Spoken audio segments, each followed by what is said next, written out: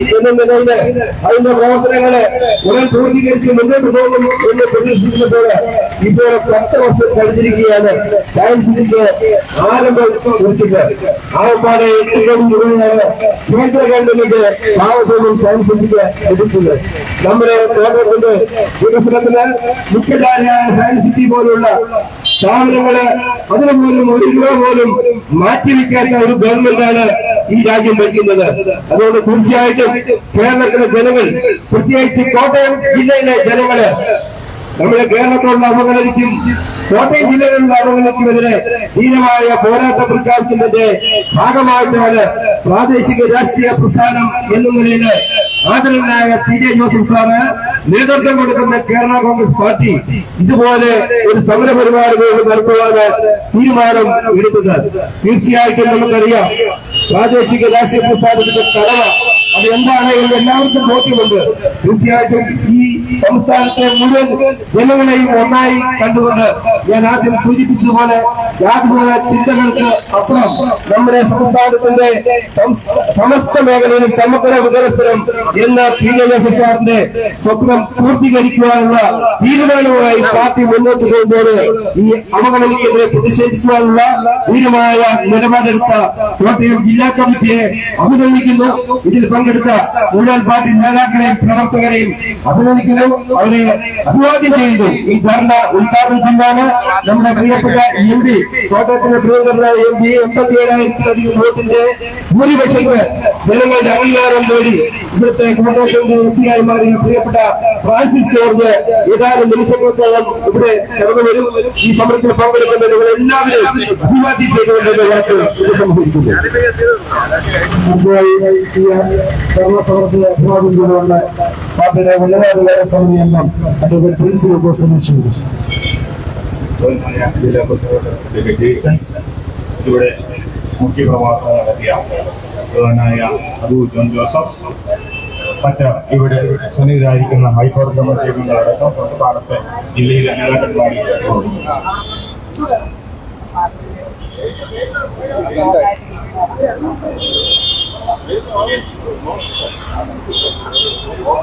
മോദി ഗവൺമെന്റിന്റെ 3ാമത് ബഡ്ജറ്റ് നമ്മുടെ സംസ്ഥാനത്തിന് ഒരു പെട്ടിക്കട പോലും ആ ബഡ്ജറ്റിൽ പ്രഖ്യാപിക്കാത്ത സാഹചര്യത്തിലാണ് കേരള കോൺഗ്രസ് പാർട്ടി കോട്ടയം ജില്ലാ കമ്മിറ്റി ഇത്തരത്തിലുള്ള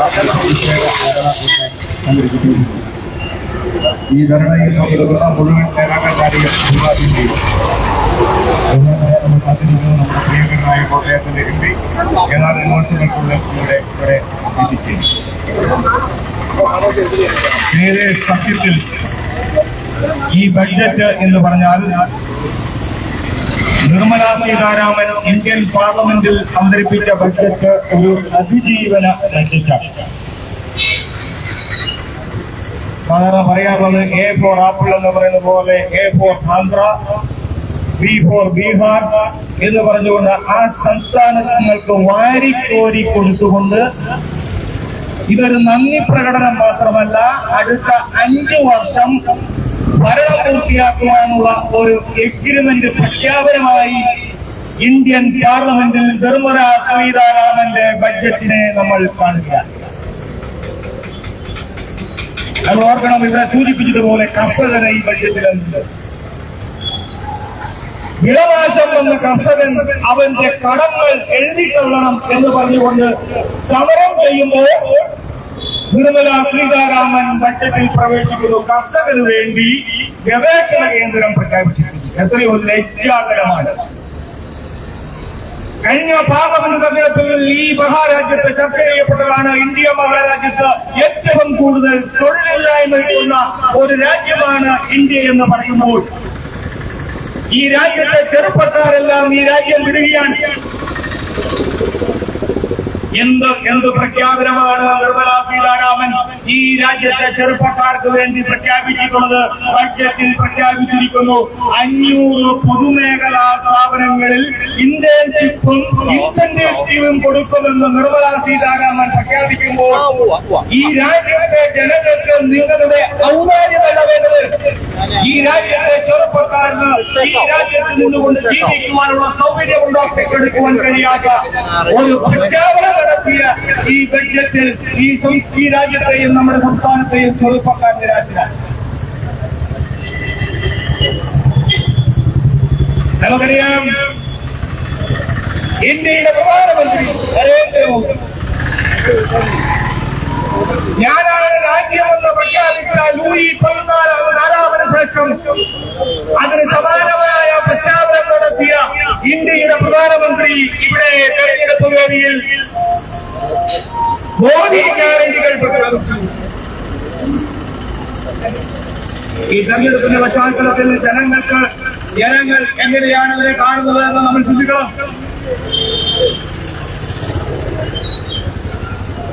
ഈ തെരഞ്ഞെടുപ്പ് ഫലത്തിന്റെ പശ്ചാത്തലത്തിലെങ്കിലും ഈ സർക്കാർ ജനങ്ങളോട് നീതി പുലർത്തുന്ന സാഹചര്യം കാണിക്കുന്നുണ്ടോ നമ്മൾ ചിന്തിക്കണം. കഴിഞ്ഞ തെരഞ്ഞെടുപ്പിന് മുന്നേ രാഹുൽ ഗാന്ധി, ഇന്ത്യ സഖ്യത്തിന്റെ നേതാവ് രാഹുൽ ഗാന്ധി ജോഡോ യാത്രയുമായി നടന്നുപോയ സ്ഥലങ്ങളിലെല്ലാം ഇന്ത്യ മുന്നണി സ്ഥാനാർത്ഥികൾ അവരുടെ ജനപ്രതിനിധികളായി. മണിപ്പൂരിൽ നരേന്ദ്രമോദി പോയില്ല, അവിടെ ഇന്ത്യ സഖ്യത്തിന്റെ പ്രതിനിധി ജയിച്ചു. അയോധ്യയിൽ രാമക്ഷേത്രം പണിതുകൊണ്ട് അത് ഓട്ടാക്കാമെന്ന് നോക്കി, അവിടെയും ഹൈദരാബാദിൽ മോദിയുടെ സ്ഥാനാർത്ഥി നമ്മൾ പരാജയപ്പെടുന്നു കണ്ടു. ഇന്ത്യൻ പാർലമെന്റിൽ രാഹുൽ ഗാന്ധിയെ വളഞ്ഞിട്ട് ആക്ഷേപിച്ചുകൊണ്ടിരുന്ന സ്മൃതി ഇറാനി അവിടെ പരാജയപ്പെടുമ്പോൾ നരേന്ദ്രമോദി കഴിഞ്ഞ തെരഞ്ഞെടുപ്പുകളിൽ 5 ലക്ഷത്തിൽ പരം വോട്ടിന് വിജയിച്ച പല നിയോജക മണ്ഡലങ്ങളിൽ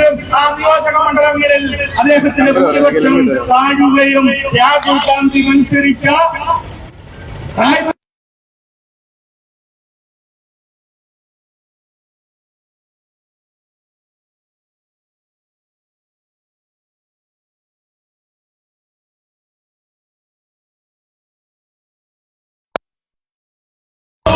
ഉജ്ജ്വലമായ ഭൂരിപക്ഷങ്ങൾ ഇന്ത്യൻ പാർലമെന്റിലെത്തി എങ്കിൽ നരേന്ദ്രമോദിയോട് ബിജെപിയോടും എൻഡിഎക്കും നിങ്ങളോട് പറയുവാനുള്ള ഈ തെരഞ്ഞെടുപ്പ് താക്കീതാണ്.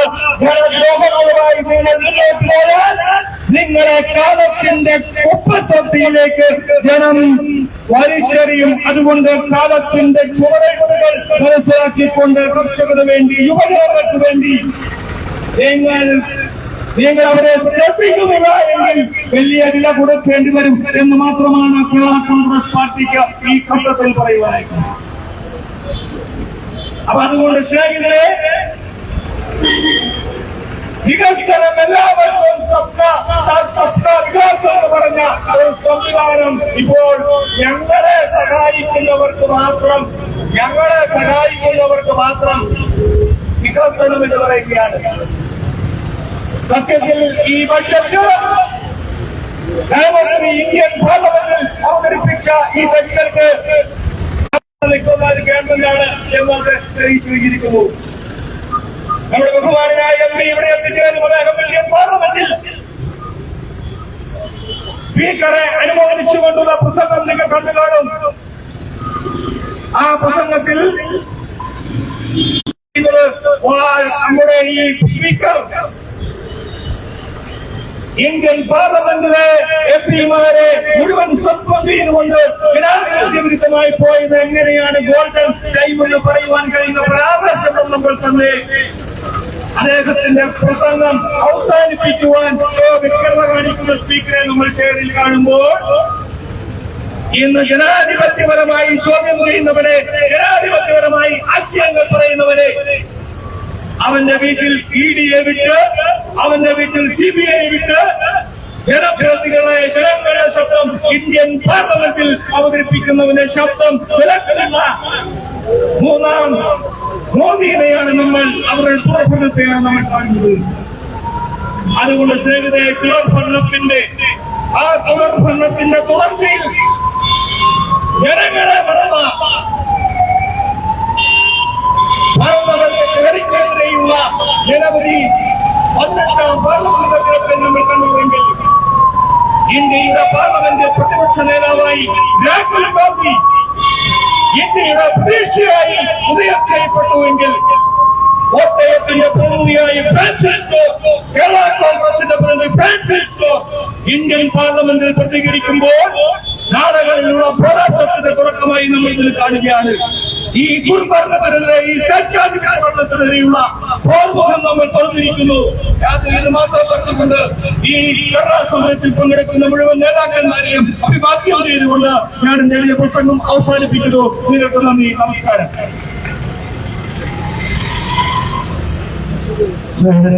അടുത്തതായി ധർണാ സമരത്തെ അഭിസംബോധന ചെയ്തുകൊണ്ട് പാർട്ടിയുടെ ഹൈപ്പവർ കമ്മിറ്റി അംഗം ശ്രീ DJ മാണി അവർ സംസാരിക്കും.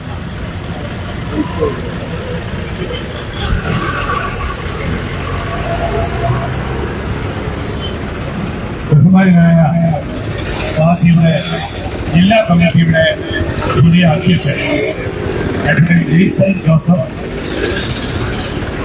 ഇവിടെ കേന്ദ്ര ബജറ്റിനെതിരെയുള്ള പോരാട്ടത്തിൽ മുഖ്യ പ്രഭാഷണം നടത്തിയ ബഹുമാനായ ശ്രീ അബൂ ജോസഫ് അവരുടെ Shri vice chairman Shri KF Varghese, adviser Shri Thomas Kannampara, ബഹുമാനായ അഡ്വക്കേറ്റ് പ്രിൻസ് ലൂക്കോസ്, ശ്രീ CD മത്സപ്പൻ, ഇവിടെ സ്വാഗതം ആശംസിച്ച മാഞ്ഞൂർ മോഹൻകുമാർ, ശ്രീ പോൾസൺ ജോസഫ്, ശ്രീ ജോർജ് പുളിങ്കാട്, ശ്രീ PC മാത്യു, മറിയാമ്മ ടീച്ചർ, സാബു പ്രാത്തോട്ടം, മറ്റ് സംസ്ഥാന സെക്രട്ടറിമാർ, ജില്ലാ ഭാരവാഹികൾ, സഹപ്രവർത്തകരെ, സുഹൃത്തുക്കൾ,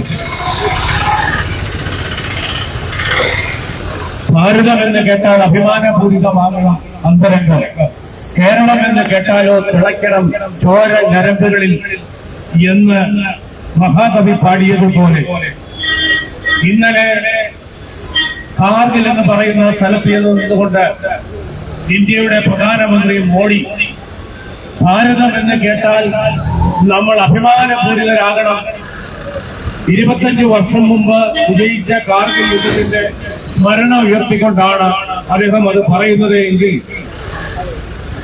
ഇപ്പോൾ കേരളത്തിലെ ഈ കൊച്ചു സംസ്ഥാനത്തിലെ ജനങ്ങൾ കേരളത്തിന് വേണ്ടി അഭിമാനപൂരിതം ആകണമോ, ഈ ഭാരതത്തിലെ ഒരു സംസ്ഥാനമാണോ കേരളം എന്ന് പോലും അറിയാൻ കഴിയാത്ത തരത്തിൽ കേരളത്തിലെ ഒരു വിഭാഗം ജനങ്ങളോടും നീതി പുലർത്തുവാനോ പരാമർശിക്കപ്പെടുവാനോ അല്ലെങ്കിൽ അവർക്ക് ആവശ്യമായ പുനർപ്രക്രിയയ്ക്ക് പണം അനുവദിക്കുവാനോ തയ്യാറാവാതിരുന്ന ഒരു ഗവൺമെന്റ് ഈ നരേന്ദ്രമോദിയുടെ ഗവൺമെന്റാണ്.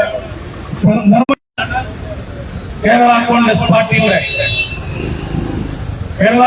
പാർട്ടിയെ നയിക്കുന്ന PJ ജോസഫ് സാറിന്റെ നേതൃത്വത്തിലുള്ള കേരള കോൺഗ്രസിന്റെ കോട്ടയം ജില്ലാ കമ്മിറ്റിയുടെ അധ്യക്ഷൻ അഡ്വക്കേറ്റ് ജെയ്സൺ ജോസഫിന്റെ നേതൃത്വത്തിൽ ഇവിടെ നടക്കുന്ന ധർണാ സമരം കേരളത്തിലെ അടിസ്ഥാന മേഖലയെ മറന്നു കളഞ്ഞു. കാർഷിക മേഖലയെയോ വ്യവസായ മേഖലയിലോ മറ്റ് വിദ്യാഭ്യാസ മേഖലകളിലോ ഒന്നും തന്നെ ഒരു രൂപ പോലും വെക്കുവാൻ ഗവൺമെന്റിന് കഴിഞ്ഞില്ല, ഒന്നും പ്രഖ്യാപിക്കുവാൻ കഴിഞ്ഞില്ല. ഉഷ്ണതരംഗം മൂലം നഷ്ടപ്പെട്ടു പോയ, ഉഷ്ണതരംഗം മൂലം ഉത്പാദനം പാടെ നിലച്ചുപോയ നെൽ കാർഷിക മേഖലയുടെയും കിഴക്കൻ മേഖലകളിലെ ഏലമടക്കമുള്ള കാർഷിക മേഖലയുടെയും കർഷക മേഖലയ്ക്ക് വേണ്ടിയും പണം അനുവദിക്കണമെന്ന് പറഞ്ഞപ്പോ അങ്ങനെയുള്ള കാര്യങ്ങൾക്കൊന്നും പണം അനുവദിക്കാൻ കഴിയാതെയുള്ള ഒരു ഗവൺമെന്റായി നിർമ്മല സീതാരാമന് എപ്പോഴെങ്കിലും ഈ സംസ്ഥാനത്തിന് തൊട്ടടുത്ത് കിടക്കുന്ന തമിഴ്നാട്ടിൽ നിന്നുള്ള മന്ത്രിയായ നിർമ്മല സീതാരാമന് കേരളം എന്ന പേര് കൂടി 1-2 പ്രാവശ്യമെങ്കിലും എണ്ണിച്ചേർക്കുവാൻ കഴിയുന്ന തരത്തിൽ കേരളത്തിലെ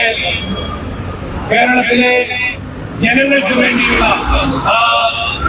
തങ്ങളുടെ വിഹിതം രേഖപ്പെടുത്തുവാനെങ്കിലും കഴിയട്ടെ എന്ന് മാത്രമാണ് ഞങ്ങൾക്ക് ആശംസിക്കുവാനുള്ളത്. ഒരിക്കൽ കൂടി കേരള കോൺഗ്രസ് പാർട്ടി നടത്തുന്ന ഈ പോരാട്ടത്തിൽ പങ്കുചേരുന്ന എല്ലാ സമര ഭടന്മാർക്കും സമര നേതാക്കന്മാർക്കും പ്രത്യേകിച്ചും ജില്ലാ കമ്മിറ്റിയുടെ അധ്യക്ഷനും എല്ലാ അഭിവാദ്യങ്ങളും അർപ്പിച്ചുകൊണ്ട് എന്റെ വാക്കുകൾ ചുരുക്കുന്നു. നന്ദി, നമസ്കാരം. അപ്പോൾ ധർണാ സമരത്തെ അഭിസംബോധന ചെയ്തുകൊണ്ട് നമ്മുടെ പ്രിയങ്കരനായ പാർട്ടിയുടെ ഹൈപ്പവർ കമ്മിറ്റി അംഗവും പാലാ നിയോജകമണ്ഡലത്തിന്റെ അവധിയായ പ്രസിഡന്റ് കൂടിയായിട്ടുള്ള ശ്രീ ജോർജ് ഗോപാൽ സാറിന് ക്ഷണിച്ചു. ഏറ്റവും ബഹുമാനിയായ ഈ നല്ല പരിപാടിയിൽ എത്തിച്ച് കേരള കോൺഗ്രസ് പാർട്ടിയുടെ കോട്ടയം ജില്ലാ പ്രസിഡന്റ് പാർട്ടിയുടെ ഉന്നതാധികാര സമിതി അംഗം ശ്രീ അബു ജോസഫ്, മറ്റ് ഉന്നതാധികാര സമിതി അംഗങ്ങളെ വൈസ് ചെയർമാൻ പ്രിയങ്കരായ KM വർഗീസ്, മറ്റെല്ലാ നേതാക്കളെ കുറിച്ച് ഇന്ത്യൻ പാർലമെന്റിൽ അവതരിപ്പിച്ച എന്നുപോലെ അവതരിപ്പിക്കാത്ത രീതിയിൽ വ്യത്യസ്തമായ ഒരു ബജറ്റ് അവതരിപ്പിക്കുന്നതിനെ സംബന്ധിച്ച് ഒരു കാർട്ടൂൺ ഇന്നലെ മലയാള മനോരമ പോയി. എല്ലാ MP-മാരും എല്ലാ സംസ്ഥാനങ്ങളും അവരുടെ നേതാക്കന്മാർ നിൽക്കുമ്പോൾ രണ്ടുപേര് പാൻറ്റും കോട്ടും ഒക്കെ ഇട്ട് നിൽക്കുകയാണ്. ഇവർക്ക് 8-10 പോക്കറ്റുകളുണ്ട്. ആ പോക്കറ്റുകളിലും പാൻറ്റിന്റെ പോക്കറ്റിലും ഷർട്ടിന്റെ പോക്കറ്റിലും എല്ലാം 10,000 കെട്ടുകൾ ഇങ്ങനെ നിരത്തി കുത്തിക്കെട്ടിരിക്കുക. അവസാനം അതുകൊണ്ട് തീരാതെ നിതീഷ് കുമാർ വായിലൊരു കെട്ട് 10,000 നോട്ട് കുത്തിപ്പിടിച്ചിരിക്കുക. ഇത് ഇങ്ങനെ രണ്ട് സംസ്ഥാനങ്ങൾക്ക് വാരിക്കോരി കൊടുത്തപ്പോൾ BJP ഭരിക്കുന്ന സംസ്ഥാനങ്ങൾക്ക് പോലും ഇവർ കൊടുത്തില്ല എന്നുള്ളതാണ് വാസ്തവം. BJP കാലങ്ങളായിട്ട് ചുവടിലെത്തുന്ന സംസ്ഥാനങ്ങളെ പോലും തടഞ്ഞുകൊണ്ട് താഴ്ന്ന വഴികളായ നിതീഷിനും ചന്ദ്രബാബു നായിഡുവിനും വായിലും പോക്കറ്റിലുമെല്ലാം തള്ളിക്കൊടുത്തുകൊണ്ട് കേരളത്തിൽ മറ്റ് സംസ്ഥാനങ്ങൾ ജീവിക്കുന്നവർ മനുഷ്യരല്ല എന്ന നേരം തോന്നത്തക്ക രീതിയിൽ ഹീനമായ ബജറ്റ് അവതരിപ്പിച്ച ഈ ബജറ്റ് എത്രയോ ജനദ്രോഹപരമാണ്. നമ്മൾ ഒന്ന് ചിന്തിച്ചാലോ, നമ്മളൊക്കെ നികുതിപ്പണം കേന്ദ്രത്തിലേക്ക് കൊടുക്കുന്നുണ്ട്. ഇവർക്ക് കേന്ദ്രത്തിലേക്ക് നികുതിപ്പണം കൊടുക്കണ്ട എന്ന് തീരുമാനിക്കാൻ ഇവരെന്ത് ചെയ്യും? അതാണ് നമ്മൾ ചെയ്യേണ്ടത് എന്ന് ആലോചിക്കേണ്ട ഘട്ടം വരെ അടുത്തിരിക്കുന്നു എന്ന് മാത്രം പറഞ്ഞുകൊണ്ട് ഈ പങ്കാളിത്തത്തിൽ പങ്കെടുത്ത എല്ലാവർക്കും സപ്പോർട്ടിംഗ് അർപ്പിച്ചുകൊണ്ട് എന്ന് പറഞ്ഞു.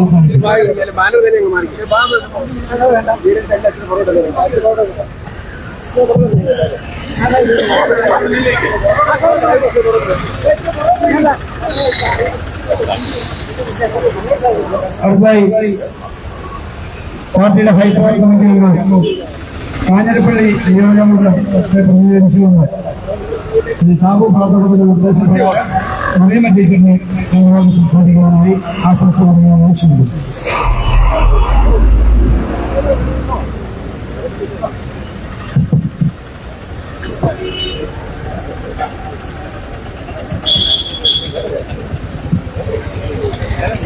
കേരള കോൺഗ്രസ് പാർട്ടി കോട്ടയം ജില്ലാ കമ്മിറ്റി നടത്തുന്ന ഈ ധർമ്മയുടെ അധ്യക്ഷൻ, പാർട്ടിയുടെ ജില്ലാ പ്രസിഡന്റ് അതിൻ്റെതായ അഡ്വക്കേറ്റ് ജെയ്സൺ ജോസഫ്, മുഖ്യ പ്രഭാഷണം നടത്തിയ ITSL കോർഡിനേറ്റർ ഉന്നതാധികാര സംഘവുമായ ശ്രീ അബു ജോസഫ്, അതുപോലെ ഈ ധർണാ സമരം ഉദ്ഘാടനം ചെയ്യാൻ അധികം വൈകാതെ തന്നെ എത്തുമെന്ന് അറിയിച്ചിട്ടുണ്ട് കോട്ടയത്തിന്റെ ഏറ്റവും പ്രിയങ്കരനായ MP അഡ്വക്കേറ്റ് ഫ്രാൻസിസ് ജോർജ് അടക്കം ജില്ലാ കോൺഗ്രസിന്റെ ഉന്നതാധികാര സമിതി അംഗങ്ങളെ, പ്രിയപ്പെട്ട ജനറൽ സെക്രട്ടറിമാരും സംസ്ഥാന ജില്ലാ ഭാരവാഹികളും നിയോജകമണ്ഡലം പ്രസിഡന്റുമാര്, പ്രിയപ്പെട്ടവരും, നമ്മുടെ രാജ്യം രൂപീകൃതമായതിനു ശേഷം കേരളത്തെ സംബന്ധിച്ചിടത്തോളം ഇതുപോലെ നിരാശാജനകമായ ഒരു ബജറ്റ് നാളിതുവരെയായി അവതരിപ്പിക്കപ്പെട്ടിട്ടില്ല.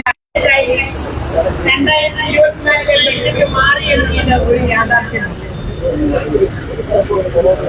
നമുക്കറിയാം, 24,000 കോടി രൂപയുടെ പദ്ധതികളാണ് കേരളം സമർപ്പിച്ചത്. ഈ പദ്ധതികളിൽ ഒന്നിനെപ്പറ്റി ഒരു പരാമർശമില്ല. എത്രയോ സമരങ്ങൾ നടത്തി, എത്രയോ രക്തസാക്ഷികളായി മാറി. ആ സമരങ്ങളെല്ലാം കണ്ടിട്ടും കണ്ണിൽ ചോരയില്ലാത്ത കേന്ദ്ര ഗവൺമെന്റ് കർഷകരെ രക്ഷിക്കുന്നതിന് വേണ്ടി മിനിമം താങ്ങുവില പ്രഖ്യാപിക്കുന്ന കാര്യത്തിൽ പറയാൻ പോയിട്ട് യാതൊരു പ്രതിഷേധവും അദ്ദേഹം പ്രകടിപ്പിച്ചിട്ടില്ല എന്നുള്ളത് വളരെ ദുഃഖകരമാണ്. നമ്മുടെ സംസ്ഥാനത്തെയും പ്രത്യേകിച്ച് കോട്ടയം ജില്ലയെയും അപ്പാടെ അവഗണിച്ച ഈ ബജറ്റ് അതിനെ തിരുത്തൽ വരുത്തി പറ്റുമെങ്കിൽ +2 ഉൾപ്പെടെ ഈ രാജ്യം വിട്ടു പോകാൻ ആഗ്രഹിക്കുകയാണ്. നമ്മുടെ തലമുറ ഈ 4 മിനിറ്റ് കൊടുത്തതിന്റെ കാരണമാണ് നമ്മൾ ആചരിക്കേണ്ടിയിരിക്കുന്നു. അവർക്ക് വേണ്ട രീതിയിലുള്ള വിദ്യാഭ്യാസ പദ്ധതികളുടെ രീതികളോടെയുള്ള പദ്ധതികൾ നടപ്പിലാക്കിയിട്ടുണ്ട്. നമ്മുടെ രാജ്യത്തെ യുവജനങ്ങളെ ഇന്നത്തെ പിടിച്ചെടുക്കാനുള്ള സംവിധാനങ്ങൾ ഒരുക്കിയിട്ടുണ്ട്. നീതിപൂർവമായ സമ്പത്തിന്റെ വിതരണം നടത്തിയിട്ടുണ്ട്. നമ്മുടെ രാജ്യം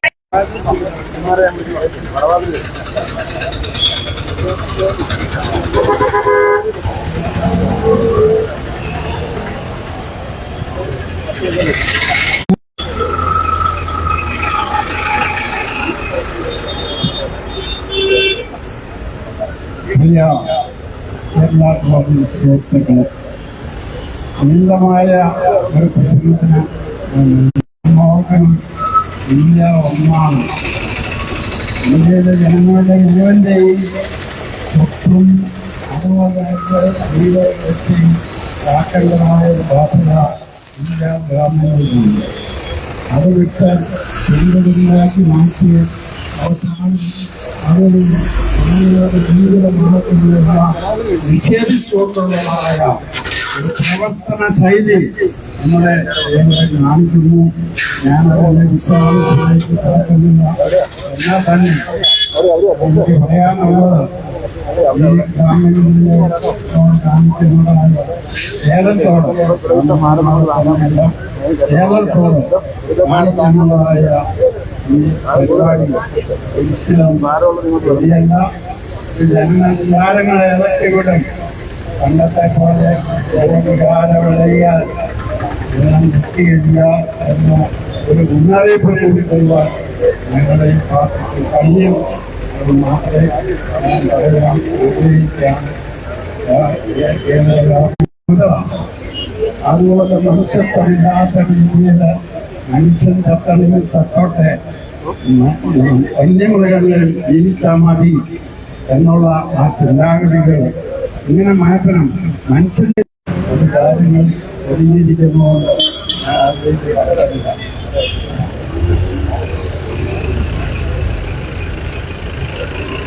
അതുകൊണ്ട് ഈ നമ്മൾ സംഘടിപ്പിച്ചിരിക്കുന്ന ധർമ്മയ്ക്ക് എല്ലാവിധങ്ങളും ആശംസകളുണ്ടായിരുന്നു. നമ്മുടെ ജനങ്ങൾ നിങ്ങളെണ്ണം ഉറപ്പിക്കണം.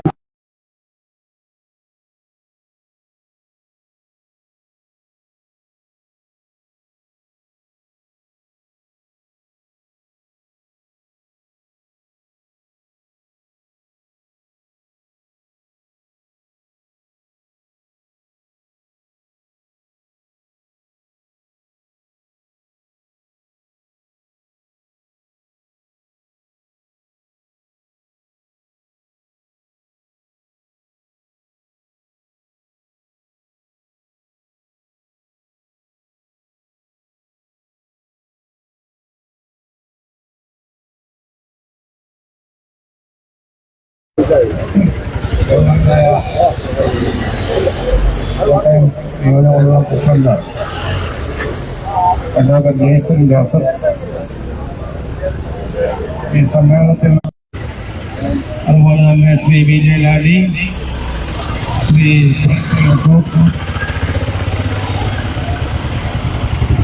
രാഹുൽ മോഹൻ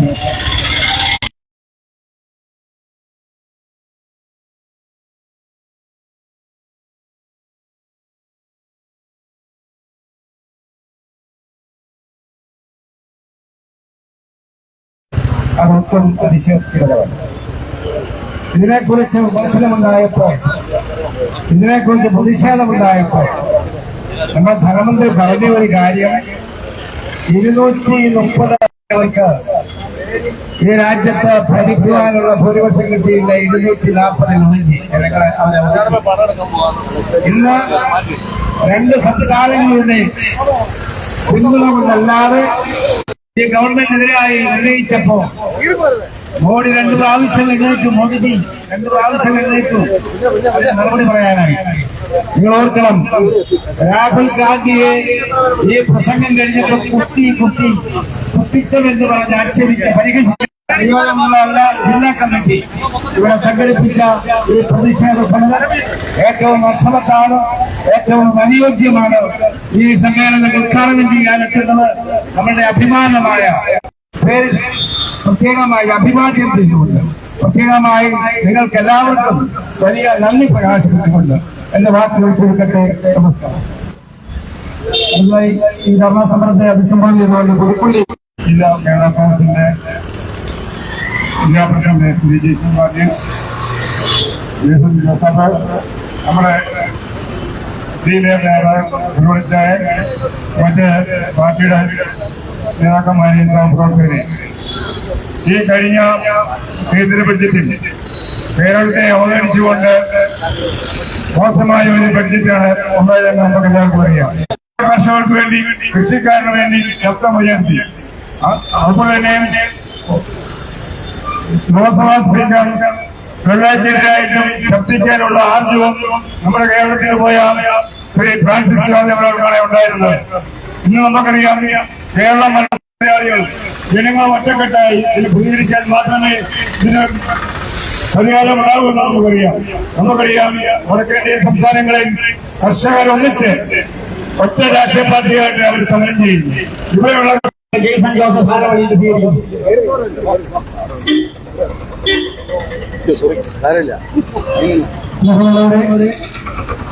നമ്മളെ സംബന്ധിച്ചിടത്തോളം വളരെ വൈകിയാണ് ഈ പരിപാടി നടന്നുകൊണ്ടിരിക്കുന്നത്. ബഹുമാനപ്പെട്ട MP ഇവിടെ കൃത്യം 11 മണിക്ക് തന്നെ 11:15 എത്തിച്ചേരാമെന്ന് നമ്മൾ പറഞ്ഞിരുന്നു. അപ്പോൾ ഇവിടെ മറ്റൊരു സംഘടനയുടെ പരിപാടി ഇവിടെ നടന്നതുകൊണ്ട് നമ്മുടെ അനുവാദത്തോടുകൂടിയാണ് അദ്ദേഹം അടുത്ത പ്രോഗ്രാമിലേക്ക് പോയത്. വന്നിരിക്കുന്ന ബുദ്ധിമുട്ടുകളിൽ എല്ലാവരും സഹകരിക്കണം, ക്ഷമിക്കണമെന്ന് അഭ്യർത്ഥിക്കുന്നു. അതുപോലെ ഞാൻ നേരത്തെ ഇവിടെ സൂചിപ്പിക്കുകയുണ്ടായി, പാർട്ടിയുടെ ചെയർമാൻ ഈ സമരത്തെക്കുറിച്ച് ശ്രീ PJS സാറുമായി സംസാരിച്ചപ്പോൾ ഏറ്റവും ആദ്യം തന്നെ വളരെ സന്തോഷത്തോടുകൂടി അങ്ങനെ പ്രിയങ്കരനായ MP-യുടെ സാന്നിധ്യം ഉറപ്പാക്കിക്കൊണ്ട് കോട്ടയത്തെ കേരള കോൺഗ്രസ് പാർട്ടി ആദ്യം നടത്തുന്ന ജില്ലാ കമ്മിറ്റി ആദ്യം നടത്തുന്ന പരിപാടി എന്നുള്ള നിലയിൽ നമ്മുടെ രാജ്യത്തിന്റെ പ്രിയങ്കരനായ ഫ്രാൻസിസ് ജോർജ് MP-യുടെ സമയം നോക്കിയാണ് നമ്മൾ ഇന്ന് ശനിയാഴ്ച ഈ പരിപാടി വെച്ചത്. നമ്മുടെ പ്രിയങ്കരനായിട്ടുള്ള പാർട്ടിയുടെ എക്സിക്യൂട്ടീവ് ചെയർമാൻ ജോസഫ് MLA-യും അതുപോലെ തന്നെ ജോയി പ്രഭാവം എന്ന സ്ഥലത്തില്ലാത്തതിനാല് അവരോട് നമ്മുടെ കാര്യങ്ങളെക്കുറിച്ച് സംസാരിക്കുകയുണ്ടായി. പാർട്ടിയുടെ നേതാക്കന്മാർ എന്നുള്ളതിൽ അവരും ഈ സമരത്തിന്റെ പ്രാധാന്യം മനസ്സിലാക്കിക്കൊണ്ട് ഈ പരിപാടി എത്രയും പെട്ടെന്ന് നടത്തണമെന്നുള്ള നിർദ്ദേശം നൽകുകയുണ്ടായി. അതുപോലെ തന്നെ പ്രിയങ്കരനായ പാർട്ടിയുടെ കോട്ടയം ജില്ലയിൽ പ്രത്യേകമായ ശ്രദ്ധയിലെത്തുന്ന നമ്മുടെ ജോൺ ജോസഫ് അദ്ദേഹത്തെ വിളിച്ചപ്പോൾ തന്നെ വളരെ സന്തോഷത്തോടുകൂടി പരിപാടിയിൽ പങ്കെടുക്കുവാനായിട്ടും ഒക്കെ വളരെ നേരത്തെ തന്നെ ഇവിടെ എത്തിച്ചേർന്നു. ഞാൻ ഇനി ദീർഘമായ സംസാരത്തിലേക്ക് കടക്കുന്നില്ല. ഈ ധർണാസമരത്തിന് അധ്യക്ഷത വഹിക്കുന്ന കേരള കോൺഗ്രസ് പാർട്ടിയുടെ കോട്ടയം ജില്ലാ അധ്യക്ഷൻ പ്രിയങ്കരനായ അഡ്വക്കേറ്റ് ജയ്സൺ ജോസഫ്, പാർട്ടിയുടെ സമുന്നതനായ നേതാവ്, കേരള കോൺഗ്രസ് പാർട്ടിയുടെ സ്ഥാപക സൂചിപ്പിച്ചതുപോലെ കേന്ദ്ര ഗവൺമെന്റ് അവതരിപ്പിച്ച കേന്ദ്ര ധനകാര്യമന്ത്രി അവതരിപ്പിച്ച ബജറ്റ്, ആ ബജറ്റിനെതിരെ കേരളത്തോട് ബജറ്റിൽ കാണിച്ചിട്ടുള്ള അവഗണനയ്ക്കെതിരെ വൈവിധ്യം എന്ന് പറയുമ്പോൾ ഇതുപോലെ രാജ്യം ലോകത്ത് വേറെ ഒന്നുമില്ല. ഇന്ത്യ പോലും രാജ്യം ലോകത്ത് വേറെയില്ല. അനേകം ഭാഷകൾ, ആചാരമര്യാദകൾ, സംസ്കാരങ്ങൾ, വിവിധ ജാതിമത വിഭാഗങ്ങൾ, അങ്ങനെ എല്ലാ സർക്കാരായിക്കൊണ്ടേ അവർക്ക് വലിയൊരു ഉത്തരവാദിത്വം ഈ രാജ്യത്തെ ഒന്നുപോലെ കാണുകയായിരുന്നു. ആ ഉത്തരവാദിത്വം നിറവേറ്റുന്ന കാര്യത്തിൽ മൂന്നാം മോദി സർക്കാർ ഈ ബജറ്റിലൂടെ പരാജയപ്പെട്ടിരിക്കുന്നു എന്നുള്ളതാണ്. സാധാരണ നമുക്കറിയാമല്ലോ, ഫുൾ ബജറ്റ് അവതരിപ്പിക്കുന്നത് വരെ നമ്മള് കേന്ദ്ര സംസ്ഥാനങ്ങളാണെങ്കിലും കേന്ദ്രത്തിലാണെങ്കിലും വോട്ടർ അക്കൗണ്ട് എന്ന് പറയുന്ന സംവിധാനം, അതില്ലെങ്കിൽ ഒരു ഇടക്കാല ബജറ്റ് അവതരിപ്പിക്കും. ഏതാനും മാസം കേരളം എങ്ങനെയോ ആവശ്യമുള്ള ധനകാര്യമന്ത്രിയുടെ മുന്നിൽ വെച്ചു. ധനകാര്യമന്ത്രിയെയും അതുപോലെ തന്നെ പ്രധാനമന്ത്രിയെയും ഒക്കെ കണ്ട് കേരളം നേരിടുന്ന അതിരൂക്ഷമായിട്ടുള്ള സാമ്പത്തിക പ്രതിസന്ധി, ഒരുപക്ഷെ ഈ രാജ്യത്ത് ഏറ്റവും കൂടുതൽ സാമ്പത്തികമായി പ്രതിസന്ധി നേരിടുന്ന സംസ്ഥാനങ്ങൾ എടുത്താൽ അതിൽ ഒന്നാമത് നിൽക്കുന്നത് ഇന്ന് കേരളമാണ്. അതിവിടെ ആഭ്യന്തര ഞാൻ അതിലേക്ക് പോകാൻ ആഗ്രഹിക്കുന്നു. എങ്ങനെയാണ് സാമ്പത്തിക പ്രതിസന്ധി ഉണ്ടായത് എന്നുള്ളത് വേറൊരു പ്രശ്നമാണ്. പക്ഷെ അങ്ങനെ ഒരു സംസ്ഥാനം ഈ രാജ്യത്ത് ശമ്പളം കൊടുക്കാൻ പോലും പണമില്ല, ഞങ്ങൾക്ക് പെൻഷൻ കൊടുക്കാൻ പോലും സാമ്പത്തികമായി ബുദ്ധിമുട്ടുന്നു. അതുകൊണ്ട് പ്രത്യേകമായിട്ടുള്ള സാമ്പത്തിക സഹായം, ഒരു സ്പെഷ്യൽ പാക്കേജ് കേരളത്തിന് നൽകണം. അതുപോലെ സൗജന്യമൊന്നുമല്ല, നമ്മൾ തിരിച്ചടക്കണം. പക്ഷെ ഇന്നത്തെ ഈ പ്രതിസന്ധി തരണം ചെയ്യുവാനായിട്ട് 24,000 കോടി രൂപയുടെ ഒരു സ്പെഷ്യൽ പാക്കേജ് വേണം എന്നുള്ളതാണ് പ്രധാനമായി മുന്നോട്ട് വെച്ചത്. 24,000 കൊടുക്കാൻ കഴിയില്ലെങ്കിലും എന്തെങ്കിലും കൊടുക്കണം. ഒന്നും കൊടുക്കുക എന്നുള്ളതിന് ഒരു പരാമർശം പോലും കേരളത്തെ കുറിച്ച് നടത്താൻ നൽകാതെ ഒന്നും തയ്യാറായി. മറിച്ച് നമ്മളിവിടെ കണ്ടതെന്നാണ്. അതുകൊണ്ടാണ് പ്രതിപക്ഷ നേതാവ് ഉൾപ്പെടെ എല്ലാവരും ഇതിനെ ഒരു രാഷ്ട്രീയ ബജറ്റ് എന്ന് വിശേഷിച്ചു. ഭരണകക്ഷിയെ പിന്താങ്ങി ഈ സർക്കാരിനെ പിന്താങ്ങി നടത്തുന്ന രണ്ട് പ്രബല കക്ഷികളാണ്.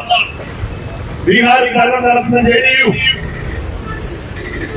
അതുപോലെ ആന്ധ്രാപ്രദേശിൽ ഭരണം നടത്തുന്ന PDP തെലുങ്കുദേശം പാർട്ടി. ബീഹാറിന്റെ മാതൃകയ്ക്ക് പ്രത്യേകമായിട്ടുള്ള പാക്കേജുകൾ അനുവദിച്ചു. ആർക്കും പാക്കേജ് അനുവദിച്ചില്ലെങ്കിൽ നമുക്ക് പരാതി പറയാൻ കഴിയില്ല. പക്ഷെ ബീഹാറിന്റെ പാക്കേജ് എത്ര കോടിയാണ്? 47,500 കോടി രൂപയുടെ പ്രത്യേക പാക്കേജ്. എന്നൊരു കൂടുതൽ ധനകാര്യമന്ത്രി പറയുകയാണ്, ഇനിയും മറ്റ് ആവശ്യങ്ങൾക്ക് മറ്റ് മൾട്ടിലാറ്ററൽ ഫണ്ടിംഗ് ഏജൻസികളിൽ നിന്ന് പണം കണ്ടെത്താൻ ഞങ്ങൾ സഹായിക്കാം എന്നാണ് ധനകാര്യമന്ത്രി പറഞ്ഞത്. ഞങ്ങളായിട്ട് വിതരണം ചെയ്യുന്നു. കേന്ദ്ര ഗവൺമെന്റായിട്ട് 47,500 കോടി രൂപയുടെ പാക്കേജ് തരുന്നു. അതുകൂടാതെ കൂടുതൽ പണം ആവശ്യമുണ്ടെങ്കിൽ ഞങ്ങൾ മറ്റ് ബാങ്കിങ് ഇതുപോലെയുള്ള മൾട്ടിലാറ്ററൽ സംവിധാനങ്ങളുണ്ട്, അവരിൽ നിന്നൊക്കെ പണം കിട്ടണമെന്നുണ്ടെങ്കിൽ ഇന്ത്യ ഗവൺമെന്റ് ഗ്യാരണ്ടി വേണം, അത് ഞങ്ങൾ തരാമെന്നാണ് പറയുന്നത്. ആന്ധ്രാപ്രദേശിന് അവരുടെ തലസ്ഥാന പണിയാൻ കൊടുക്കേണ്ടതാണല്ല എന്ന് നമ്മൾ പറയുന്നില്ല. 15,000 കോടി രൂപയുടെ പാക്കേജാണ് അവരോട് പറഞ്ഞിരിക്കുന്നു. നിങ്ങൾക്ക് കൂടുതൽ ആവശ്യമുണ്ടെന്ന് അറിയാം, ആ ആവശ്യങ്ങൾ നിറവേറ്റാൻ വേണ്ടി ഞങ്ങൾ പ്രത്യേകമായിട്ടുള്ള പാക്കേജ്, അതല്ലെങ്കിൽ ഫണ്ടിംഗ് ഏജൻസികളിൽ നിന്നുള്ള സഹായം ലഭ്യമാക്കാനുള്ള നടപടികൾ ഞങ്ങൾ സ്വീകരിക്കുമെന്നാണ് പറഞ്ഞത്. കാര്യങ്ങൾ വളരെ വ്യക്തമല്ലേ? അപ്പൊ പാക്കേജ് അനുവദിക്കാനും ഫണ്ട് കണ്ടെത്താനും ഒക്കെയുള്ള വഴികൾ അതെല്ലാം കേന്ദ്ര ധനകാര്യമന്ത്രി പറയാം, കേന്ദ്ര ഗവൺമെന്റ് അറിയാം. അത് കൊടുക്കാനൊന്നും ഒരു മടിയുമില്ല. അത് വളരെ പരസ്യമായി ബജറ്റോടെ പ്രഖ്യാപിക്കുകയാണ്. ബജറ്റോടെ ഒരു കാര്യം അതൊരു കമ്മിറ്റ്മെന്റ് ആണ്, അതിന് മുന്നോട്ട് പോകാൻ കഴിയുകയില്ല. കേരളം ശമ്പളം കൊടുക്കാൻ പണമില്ലാതെ, പെൻഷൻ കൊടുക്കാൻ പണമില്ലാതെ വളയുമ്പോൾ തിരിച്ചടയ്ക്കേണ്ട ഒരു പാക്കേജ് 24,000 കോടിയുടെ ഞങ്ങളെ സഹായിക്കണം. നമ്മൾ ഓണത്തിലേക്ക് അടുക്കുകയാണ്.